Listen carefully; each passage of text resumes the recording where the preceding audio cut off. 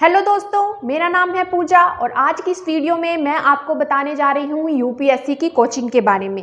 देखिए, यूपीएससी एक बहुत जो है वास्ट एग्ज़ाम है, बहुत ज़्यादा उसमें पढ़ना पड़ता है। और जब हम डिसीज़न लेते हैं यूपीएससी की कोचिंग का तो सबसे पहली बात आती है गाइडेंस की, कि उसमें जो है क्या करना है, कैसे प्रिपेयर करना है।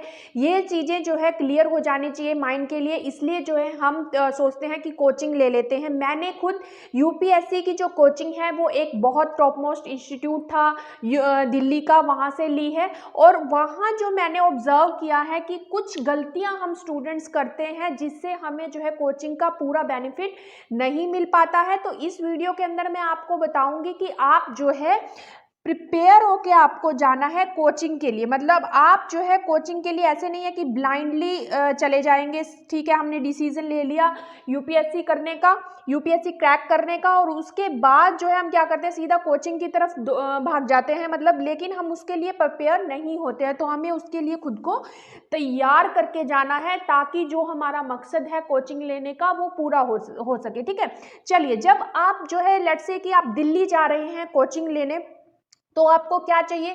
बुक्स चाहिए, आपको रूम चाहिए, फूड आपके लिए वहाँ पे अवेलेबल होना चाहिए। फिर आप कोचिंग क्लासेस करते हो और सेल्फ स्टडी के लिए भी आपका टाइम जो है आपको मिलना चाहिए। ये 5 चीज़ें जो है आपको मैनेज करनी है। देखिए, बुक्स वहाँ पे आपको अरेंज हो जाएंगी, रूम आपको मिल जाएगा, वो आपके ऊपर डिपेंड करता है आप शेयरिंग में ले रहे हैं, सिंगल रूम ले रहे हैं। फूड भी अवेलेबल हो जाएगा, इतना अच्छा नहीं होगा जितना घर पे होता है, लेकिन जो है अरेंज हो जाता है।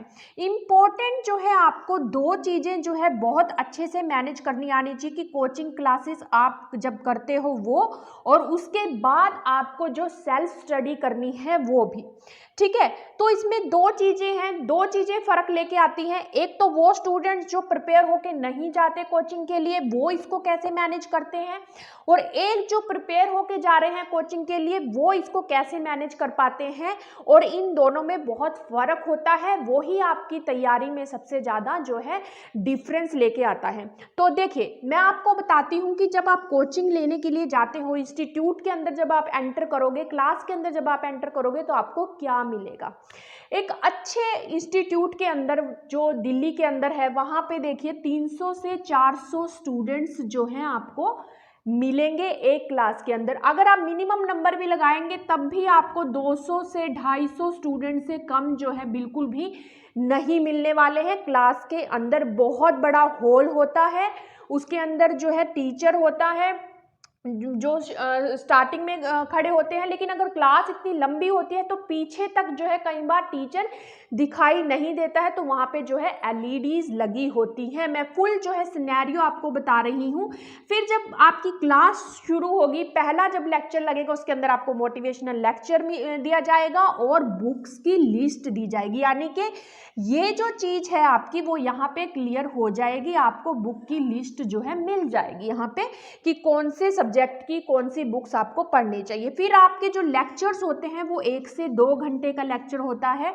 एक सब्जेक्ट का डेली टाइम टेबल के अकॉर्डिंग जो क्लासेस होती हैं 9 से 4 बजे तक भी होती है। वो डिपेंड करता है कि आपने जीएस की पूरी कोचिंग ली है या फिर जो है उसके अलावा ऑप्शनल सब्जेक्ट है उसकी भी कोचिंग ली है या नहीं ली है, तो टाइम जो है और यहाँ पे बढ़ सकता है, 1 घंटा 2 घंटा। और कुछ सिलेबस होने के बाद जो इंस्टीट्यूट होता है वो आपको टेस्ट भी लेता है आपके, तो टेस्ट भी आपके होते हैं, मॉक टेस्ट जो होते हैं, और जो टीचर है आपको नोट्स प्रोवाइड करता है। देखिए, जब आप किसी अच्छे इंस्टीट्यूट से कोचिंग लेते हैं तो वहाँ के जो टीचर हैं ऑब्वियस सी बात है अच्छे होते हैं, और वो आपको अच्छे अपडेटेड नोट्स देते हैं और डीपली भी देते हैं, यूपीएससी के अकॉर्डिंग देते हैं कि कैसे जो है कितना डीप जाना चाहिए और जो किस किस एरिया में उसको जो है नोट्स को पूरा जो है वो पूरा कवर करके देते हैं आपको। मतलब जो भी टॉपिक्स जो है पढ़ने चाहिए एक सब्जेक्ट के। फिर आपका आता है जो कोचिंग मटेरियल, वो कोचिंग जो इंस्टीट्यूट होता है वो कोचिंग मटेरियल भी आपका जो इंस्टीट्यूट का होता है वो देता है। उसमें करंट अफेयर्स होते हैं और जो सब्जेक्ट्स होते हैं उनसे रिलेटेड भी मटेरियल होता है। लेकिन मैं इसमें कहूँगी ये जो कोचिंग मटेरियल होता है वो इतना अच्छा नहीं होता है पढ़ने में जितना कि बेसिक्स जो बुक्स होती हैं वो। तो इसको तो आप प्रेफर करके चलिए मत, ये तो इतना ज़्यादा काम आने वाला नहीं है। सबसे ज़्यादा जो काम आता है कोचिंग का मटेरियल वो है आपके जो टीचर के नोट्स होते हैं और जो टेस्ट सीरीज होती है वो, ठीक है, वो सबसे ज़्यादा इम्पोर्टेंट यहाँ पे होता है। और जो आप जिस पर्पस के लिए जा रहे हैं, जब आपका लेक्चर लगता है यहाँ पे, जब टीचर आपको समझाता है, तो आपका जो पर्पस होता है कोचिंग लेने का वो ये होता है कि जो भी सब्जेक्ट मैं पढ़ रहा हूँ वो मुझे अच्छे से समझ आए। तभी तो आप एक अच्छे इंस्टीट्यूट के अंदर जाते हैं। अच्छा इंस्टीट्यूट होगा तो अच्छे टीचर होंगे, टीचर अच्छे होंगे तो अच्छा पढ़ाएंगे और यूपीएससी के लेवल की आपको तैयारी कराएंगे, ठीक है। लेकिन अगर आप प्रिपेयर होके नहीं जाते हैं तो वहाँ पे क्या प्रॉब्लम्स आती हैं। देखिए, सबसे पहले मैं आपको बताऊंगी कि प्रिपेयर होके जो लोग जा रहे हैं वो कैसे जाएंगे, ठीक है। फिर उसके बाद मैं आपको बताऊंगी कि जिन लोगों ने प्रिपरेशन जो है पहले से नहीं करी होती है, वो सीधा डायरेक्टली कोचिंग के लिए जाते हैं, उनको क्या प्रॉब्लम्स आती हैं, ठीक है। को जो चाहिए वो आपको अपने अंदर इनकलकेट करना है, मतलब अपने आप को उसके लिए तैयार करना है। तो सबसे पहले आपको क्या करना है, डाउनलोड, इंटरनेट का जो है भरपूर फायदा उठाना है, डाउनलोड करना है सिलेबस के हर एक पहलू को आपने समझना है। उसके अंदर कौन कौन से सब्जेक्ट्स हैं, कितने पेपर होते हैं, जीएस के कितने पेपर होते हैं, ऑप्शनल क्या है, ऑप्शनल कौन सा चूज करना है, मेंस कौन सा, मेंस में सब्जेक्टिव क्वेश्चन आते हैं, प्रीलिम में ऑब्जेक्टिव आते हैं, टाइम कितना है, सब चीज आपको जो है यहाँ पे देखनी है पहले। जैसे ही आपने यूपीएससी का डिसीजन लिया है कि मुझे यूपीएससी करना है और आप क्लियर हो कि हाँ मैं ये एग्जाम करूँगा, ये एग्जाम क्रैक करूँगा, तो आप जो है डाउनलोड करिए सिलेबस, उसको अच्छे से पढ़िए। फिर आप देखिए प्रीवियस ईयर के पेपर्स, प्रीवियस ईयर के जो पेपर्स होते हैं उनको पढ़ने का क्या फ़ायदा होता है, आप समझ पाते हैं कि आपको जो है कितनी डीप जो है नॉलेज चाहिए यूपीएससी के लिए और उसमें किस तरह के क्वेश्चंस पूछे जाते हैं, किस तरह की जो है नॉलेज उसमें जो है आपको होनी चाहिए ताकि आप उस एग्ज़ाम को क्लियर कर सके। वो बहुत इंपॉर्टेंट है, वहीं से आपकी अंडरस्टैंडिंग जो है पढ़ती है। क्योंकि आप जब प्रीवियस ईयर के पेपर्स आप देखते हैं और फिर आप जो है पढ़ते हैं बुक को, तो आप पाएंगे कि अच्छा ये वाली लाइन से क्वेश्चन पूछा गया था, किस तरह से क्वेश्चन पूछा गया था, तो आप उसी तरह से उसको पढ़ना शुरू करते हैं, ठीक है। तो ये बहुत इंपॉर्टेंट पॉइंट है।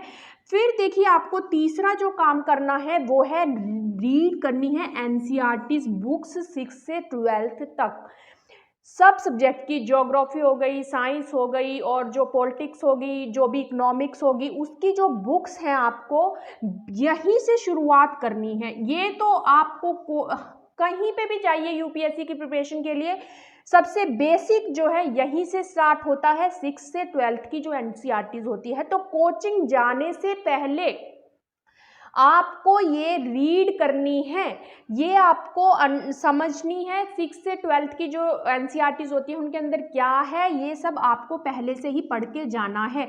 क्यों पढ़ के जाना है वो भी मैं आपको बताऊंगी। फिर देखिए आपको जो है स्टडी टाइम, मतलब आपकी जो सेल्फ स्टडी है आप कितनी कर रहे हैं। देखिए जो आप बीए करते हैं, ग्रेजुएशन करते हैं या मतलब पोस्ट ग्रेजुएशन कर रहे हैं, तो उसमें जो आप स्टडी टाइम देते हैं, हम कैसे देते हैं, ज़्यादातर पढ़ते हैं एग्जाम्स के टाइम पे। लेकिन यूपीएससी की जो डिमांड होती है वो होती है कंटिन्यूटी में आप कितना पढ़ पा रहे हो। अगर आप डेली 6 से 7 घंटे पढ़ रहे हैं तो आपको डेली पढ़ना है एटलीस्ट 1 ईयर तक, क्योंकि इसका सिलेबस इतना ज़्यादा होता है। वो आपको डेली, अगर मतलब वो डिपेंड करता है देखिए आपकी कंसंट्रेशन पे भी, कि आपकी जो कंसंट्रेशन है वो कितनी है। तो आपको जो है अपनी हैबिट डेवलप करनी है 6 से 7 घंटे हर रोज पढ़ने की। क्योंकि देखिए जब आप कोचिंग में जाएंगे तो आपको 9 से 4 बजे तक तो कोचिंग का टाइम हो जाएगा, फिर उसके बाद आपको सेल्फ स्टडी भी करनी है।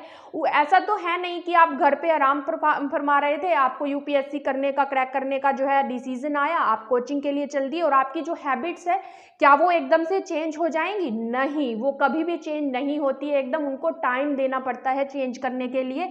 आपको हर टाइम मोटिवेट रखने के लिए जो है आपको अपनी हैबिट डेवलप करनी होती है। तो ये भी बहुत ज़्यादा इंपॉर्टेंट पॉइंट है कि आपको पहले से ही अपनी जो है हैबिट डेवलप करनी है। एटलीस्ट जब आपके अंदर यूपीएससी क्रैक करने का जो है ख्याल आता है, लेट्स से कि आप कोचिंग के लिए 1 महीने बाद जाएंगे, तो पहले आप ये सारे होमवर्क जो है करिए।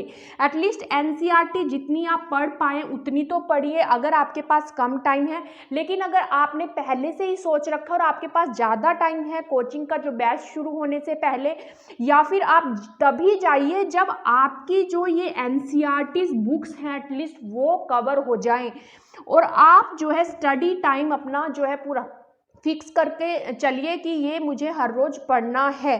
फिर आता है आपका जो है 5, ये थोड़ा मतलब ऑप्शनल है कि आप शुरू में जो है 5 से 6 क्वेश्चन हर रोज़ थोड़ा ट्राई करते रहिए जो है सॉल्व करने के। इससे आपका कॉन्फिडेंस बिल्डअप होगा, इससे आपको पता चलेगा कि आप जो ये पढ़ रहे हैं वो सही डायरेक्शन में है या नहीं है। न्यूज़पेपर देखिए, ये भी एक बहुत इंपॉर्टेंट हैबिट है। डेली आपको न्यूज़पेपर पढ़ना है, न्यूज़पेपर द हिंदू, ठीक है। जब शुरू में हम पढ़ना शुरू करते हैं तो जो न्यूज़पेपर है उसकी जो लैंग्वेज होती है वो थोड़ी सी अलग होती है, डिफरेंट होती है, और हम जो है इंग्लिश का न्यूज़पेपर पढ़ने के लिए हैबिचुअल नहीं होते हैं। तो कई बार तो शुरू में 4 से 5 घंटे भी सिर्फ न्यूज़पेपर पढ़ने में लग जाता है। तो सोचिए बाकी की सेल्फ स्टडी के लिए टाइम तो कितना कम मिलेगा हमें।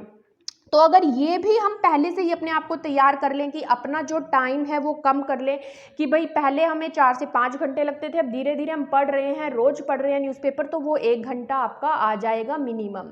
अब क्योंकि उसमें से भी आपको नोट्स बनाने होते हैं, डेली की जो करंट अफेयर्स हैं आपको एटलीस्ट थोड़ा शॉर्ट्स में जो है लिखना होता है रिवाइज करने के लिए, तो वो भी बहुत इम्पॉर्टेंट है। और जो 7वीं चीज़ है, 7th जो है वो है अवॉइड डिस्ट्रैक्शन। आज के टाइम में फ़ोन हो गया, टीवी हो गया, सोशल मीडिया पे व्हाट्सएप हो गया, फेसबुक हो गया, देखिए एकदम से क्या हम ये छोड़ पाते हैं चीज़ें? नहीं। तो आपको उसके लिए भी अपने आप को तैयार करना है कि भाई हमें तो यूपीएससी क्रैक करना है। अगर हमें करना है तो हमें ये सब चीज़ें करनी पड़ेगी, और डिस्ट्रैक्शंस जो है अपनी कम से कम रखनी पड़ेंगी। तभी आप जो है ये जो टाइम है आपका सेल्फ स्टडी का वो इतना आप बढ़ा पाएंगे, अपनी कॉन्सेंट्रेशन को बढ़ा पाएंगे।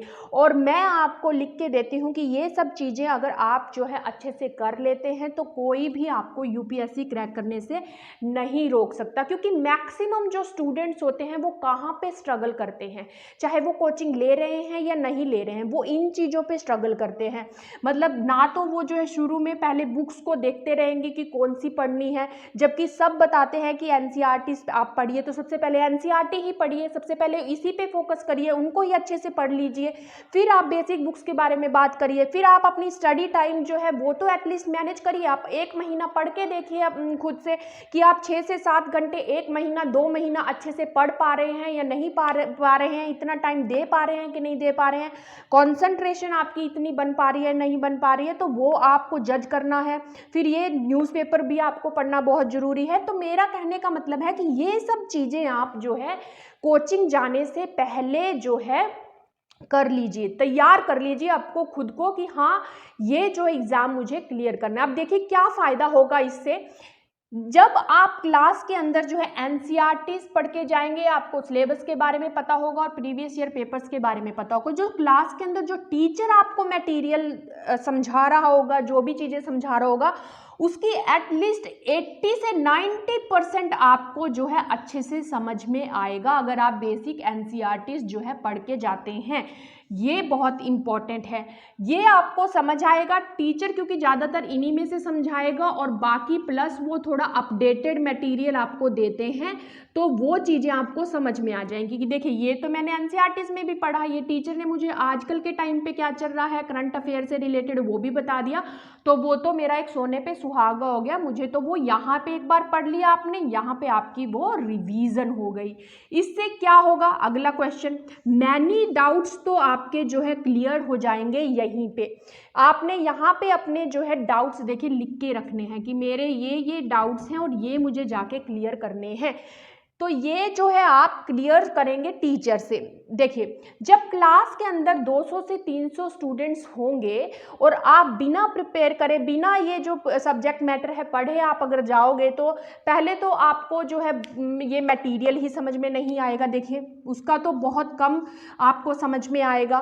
फिर दूसरा, आपके जो डाउट्स है ना, आप उनको पूछोगे ही नहीं, क्योंकि आपके मन में आएगा मुझे ये क्वेश्चन पूछना चाहिए या नहीं पूछना चाहिए, सिली क्वेश्चन तो नहीं है, सारी क्लास हंसेगी तो नहीं। सब स्टूडेंट्स के अंदर माइंड में ये क्वेश्चंस होते हैं, हमारे भी थे। तो ये जो चीज़ है, ये जो माइंडसेट है, ये भी आपका, यहाँ पे आपका जो कॉन्फिडेंस है वो कैसे बढ़ेगा, अगर ये आप पढ़ के जाओगे तो आपको पता होगा कि जो मैं क्वेश्चन पूछ रहा हूँ वो सही है, और आपके अंदर कॉन्फिडेंस होगा पूछने का, और आप जो है उसको जरूर पूछोगे, उसको क्लियर करोगे। देखिए, जब यहाँ से 200 से 300 स्टूडेंट्स क्लास के अंदर होते हैं तो टीचर के पास इतना टाइम नहीं होता कि वो हर बच्चे के डाउट्स जो है अलग से पूछे। तो आपके अंदर इतना करेज होना चाहिए कि आप जो है वहाँ पे हाथ खड़ा करके जो है पूछ सके कि मुझे जो है अपना क्लियर करना है। आपके दिमाग के अंदर ये चीज़ होनी चाहिए। अगर नहीं है तो आप क्लियर नहीं कर पाओगे, टीचर के पास टाइम ही नहीं है। उसको जब क्लास खत्म होने के बाद भी 50 से 60 बच्चे जो है घेर लेते हैं, आपका नंबर तो कभी आएगा ही नहीं, और हमेशा वही बच्चे खड़े रहते हैं टीचर के पास। अगर आपने ये सब चीज़ें करी तो आपका यहाँ पे भी बेनिफिट हो गया, आपके डाउट्स भी क्लियर हो गए मैक्सिमम। इसकी वजह से देखिए, आप यहाँ पे एक बार पढ़ लिया था आपने, यहाँ पे आपकी रिवाइज हो गया वो चीज़। इसकी वजह से आपको क्या हो गया, जब तीसरी बार आप उसको सेल्फ स्टडी करोगे तो आपका रिवीजन का टाइम बहुत कम हो जाएगा, और आपकी सेल्फ स्टडी के लिए बाकी चीज़ें जो पढ़ने के लिए टाइम जो है बच जाएगा। आपको बहुत और टाइम जो है मिलेगा स्टडी करने के लिए, यानी कि आपकी टाइम की बचत भी हो रही है। फिर आप देखिए, आप YouTube पे जो है लेस टाइम बिताएंगे। कैसे? क्योंकि आपका ज़्यादातर जो अंडरस्टैंडिंग है वो क्लियर हो गई है। फिर आप अपनी बुक्स पढ़ रहे हैं, फिर बेसिक बुक्स की तरफ जो है बढ़ेंगे। हर एक टॉपिक के लिए आपको फिर जो है यूट्यूब देखने की ज़रूरत नहीं पड़ेगी, वहाँ पे भी आपका जो है टाइम बचेगा। फिर आप वहाँ पे जो है सारे जो टेस्ट होते हैं जो इंस्टीट्यूट लेता है, वो टेस्ट आप अच्छे से दोगे, सीरियस होके दोगे, क्योंकि आप ऑलरेडी प्रिपेयर हो, आपकी तैयारी है। आप जो है जब टेस्ट देते हो तो आपको अपनी परफॉर्मेंस के बारे में पता चलता है कि कैसी है वो, अच्छी है, बुरी है। बुरी है तो आप इम्प्रूव करेंगे, अगर अच्छी है, और ऑब्वियस सी बात है जब आप इतने मतलब सीरियस होकर उसको तैयारी करोगे तो अच्छी ही होगी, और वो आपका जो कॉन्फिडेंस है वो बिल्डअप करेगा, और वो आपको अपने खुद को जज करने में हेल्प करेगा। ये तो बहुत इंपॉर्टेंट पॉइंट है। जब आपके अंदर कॉन्फिडेंस होता है तो आप जो है यूपीएससी की तरफ जो है बढ़ जाते हैं, उसको क्रैक करने के बहुत नज़दीक होते हैं। लेकिन अगर आप ये सब चीज़ें करके नहीं जाते हो तो क्या होता है, देखिए, अगर आप एनसीईआरटी पढ़ के नहीं जा रहे हो तो आपको जो सब्जेक्ट मैटर है पहले तो वो ही समझ में नहीं आएगा, जो टीचर आपको पढ़ा रहा होगा। आपके डाउट्स भी क्लियर नहीं होंगे। जब आपके डाउट्स ही क्लियर नहीं होंगे, आपको सब्जेक्ट मैटर ही समझ में नहीं आएगा, तो कोचिंग लेने का क्या फ़ायदा है? आपका टाइम वेस्टेज होगा, बार बार दूसरे लोगों से पूछोगे कि मुझे ये समझ नहीं आया, वो समझ नहीं आया, और आप जो है फ्रेंड्स को जाके पूछोगे, यूट्यूब पे देखोगे, तो वो भी तो एक टाइम वेस्टेज हो जाएगा ना आपका, वहाँ पे भी आपको लॉस होगा।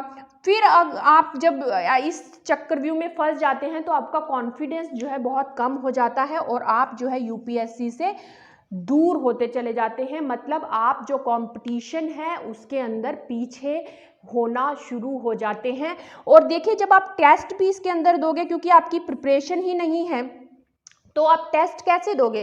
टेस्ट में अच्छे मार्क्स नहीं आएंगे, वहाँ पे भी आपका कॉन्फिडेंस लो हो जाता है। तो मेरा कहने का मतलब ये है कि आप जब भी जो है यूपीएससी की प्रिपरेशन करें, कोचिंग के लिए जाएं।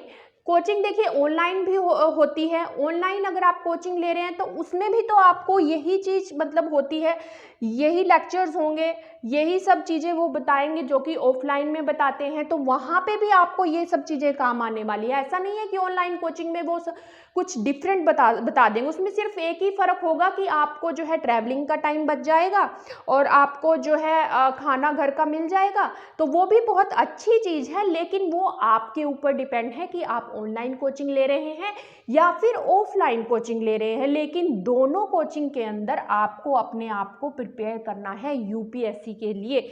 मतलब 60% काम तो आप ये सब चीज़ें करके ही ख़त्म कर दोगे। कोचिंग तो सिर्फ आपको बूस्टअप करेगा, आपकी स्पीड बढ़ा देगा आपको यूपीएससी क्लियर करने के लिए। वही चीज़ अगर आप ये सब चीज़ें करके मतलब आप कोचिंग ले रहे हो ऑनलाइन चाहे ऑफलाइन, तो बहुत जल्दी क्रैक कर देंगे आप उसको, 1 साल के अंदर क्रैक कर देंगे, 1.5 या 2 साल मैक्सिमम। लेकिन अगर आप प्रिपेयर ही नहीं करोगे अपने आप को, ये सब चीज़ें करोगे ही नहीं, तो क्या होगा, आपका जो ड्यूरेशन है वो बढ़ता चला जाएगा, और अगर बढ़ता चला जाएगा उतना ही आपको जो है नुकसान होता है, कई बार जो है नहीं होता, तो आपके वो साल जो है खराब हो जाते हैं। लेकिन अगर ये हैबिट्स आप अगर ये हैबिट्स आप डेवलप कर लेते हैं, पढ़ाई जो है जितना टाइम चाहिए उसके लिए तैयार कर लेते हो, अपनी बेसिक बुक्स पढ़ लेते हो, ठीक है, और जो एग्ज़ाम्स के पेपर्स वगैरह हैं वो सोल्व करना शुरू कर देते हो, तो डेफिनेटली जो है आपको यूपीएससी को क्रैक करने से कोई नहीं रोक सकता। तो ये सब पॉइंट आप ध्यान में रखिए, कोचिंग लेने से पहले सब चीज़ें जो है अपने आप को तैयार करके जाइए, ठीक है।